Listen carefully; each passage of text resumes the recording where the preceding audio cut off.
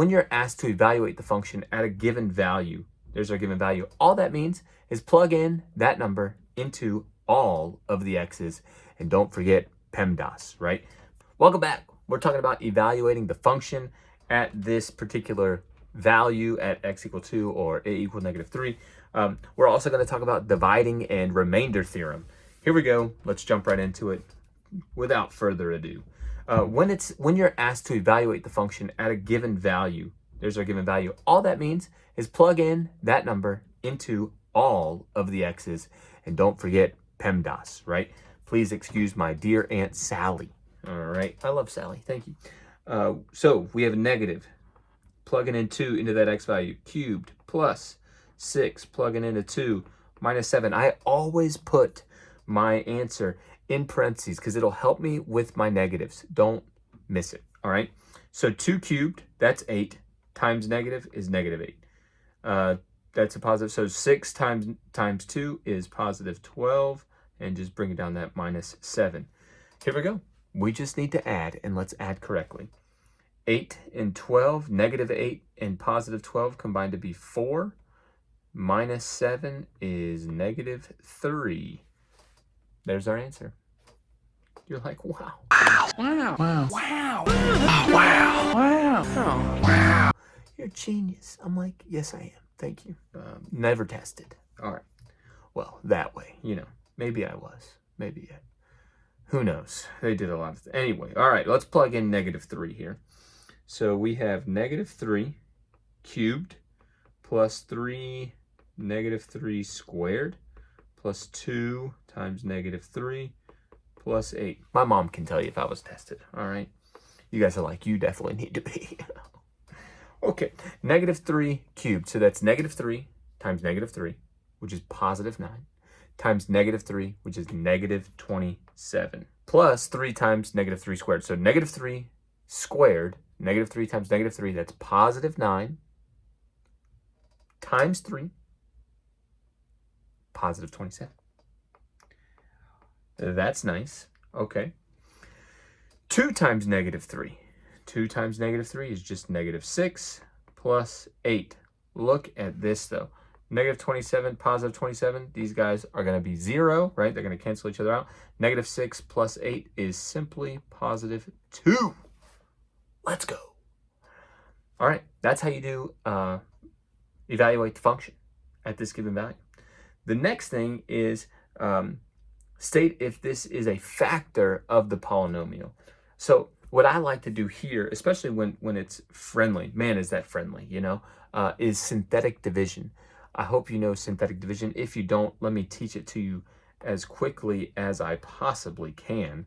So in order to divide synthetically, we need to have all of the terms laid out in the correct order, not skipping any. Even if there's missing some, we need to put the 0 in that place.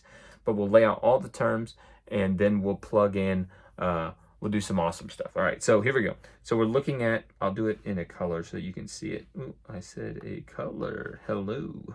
So this guy is going to look like, put all the terms in their order. So what's the number in front of each variable, right?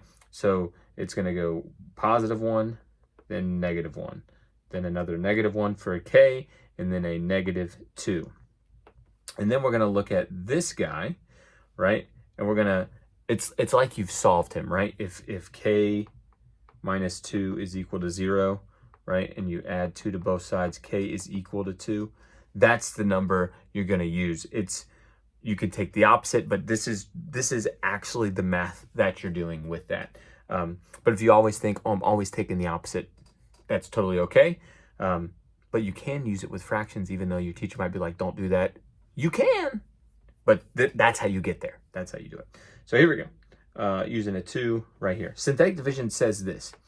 It says bring down your first term, and then you multiply and place it here. So we're going to multiply 2 times 1, and that is 2. And now we add -1.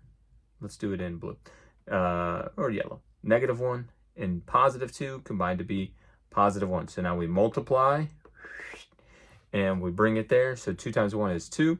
And then we add. Negative 1 again times, or negative 1 plus 2 is positive 1 yet again. We multiply and we bring it there, and that's 2.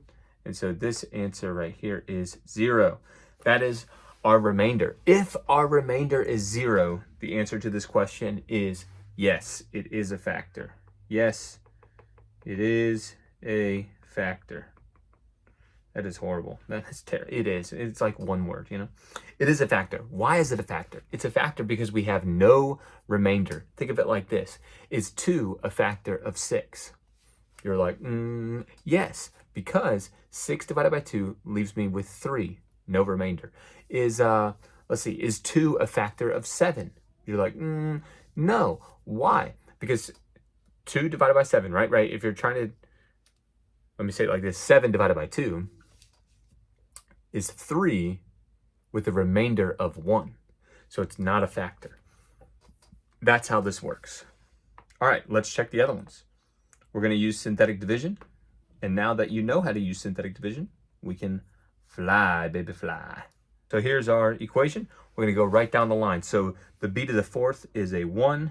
The negative 8b to the 3rd minus b squared plus 62b minus 34. And then the number we're going to use is a positive 7 in that little box. Here we go. We bring down, that's a 1. We multiply and we add, negative 1. Multiply, negative 7, and we add, negative 8. Multiply, 7 times negative 8 is negative 56, and we add, that is positive 62 minus 56 is positive 6. Then we multiply, that is 42. Thank you, football. And we add. Is this number going to be 0? No, it's not, okay? It is not 0. It is 8, I think. So we have a remainder. We're done. The answer is no, because the remainder is 8. All right? Let's keep going. Let's do a few more. And then I'm going to show you what dividing looks like if we actually fill out the variables again. It's super nice. Super, super nice. All right, doing number 9 right here. So we have into the 4th, so that's a 1. 9 into the 3rd, 14 in squared, 50 in, and 9. See, listen, I'm making sure that I'm not missing any variables as I'm going through that. I'm like, okay, into the 4th, into the 3rd, in squared, in constant. I want to make sure all of those are there, and they are. I'm using negative 8 right here because this is it says in plus 8. I'm always using the opposite. Here we go, bringing it down. That's 1. Negative 8 times 1 is negative 8. That's 1. Negative 8. That's positive 6. That's negative 56. That's negative 6. And this is 48. Wow, what a very large number, 57. So again, the answer is no, because the remainder is 57. So no, it's not a factor. Factor would mean a remainder of 0. And this just isn't cutting it. One more. P to the 4th, so that's a 1. 6p cubed, that's a 6. 11p squared, that's an 11. 29p, that's a positive 29. And negative 13. And I'm using a negative 5 as my factor. Here we go, bringing down 1. 1. Negative 5 times 1 is negative 5. That's also 1, which is negative 5. Negative 5 times 1 is negative 5. 11 and negative 5 is 6. 5 times 6, negative 5 times 6 is negative 30. And this is negative 1. Negative 5 times negative 1 is positive 5. This has a remainder of 8. Negative 8. Hey. So the answer is no. The remainder is negative 8. No good. Only if the remainder is 0 does it work. Okay, so let me show you how to divide and what it looks like when we have a remainder or when we don't have a remainder. All right, first thing, I want you to look at this. Do we have all of our terms? 5, 4, we're missing a 3, a 2, this is 1, and here's our constant. So we're missing a few, so we're going to use that. Here we go. Using a negative 4 in our little backwards L box thing. I'm going to use 8 for the 5v, 32 for the 4v, 0 for v cubed, 0 for v squared, 5 for v, and 20. Here we go. Bring down the 8. 8 times negative 4 is negative 32. How interesting. That's 0. 4 times 0 is 0. Add those together. That's 0. Negative 4 times 0 again is 0. That's 0. Wow. Negative 4 times 0 is 0. That's 5. Negative 4 times 5 is negative 20. That's 0. Okay, so number 1. Is this a factor? The answer is yes, because a remainder is 0. But what do all these numbers mean? Well, when we divide, we're always decreasing by one exponent here. So instead of this being v to the 5 anymore, this is now v to the 4, which means this is v cubed, right? Zeros are positive, sure, whatever. V squared, v, it's like it's water wet, you know, plus 5. So this is what the answer looks like, or you could write it like this, 8v to the 4th plus 5. And there's no remainder because it's 0. Let's do one more. Are we missing any variables? R to the 5th, R to the 4th, R to the 3rd, R squared, R constant. Nope, not missing any variables, so we can roll. We're doing 2. Wow, okay. Be like that. Yo, come back.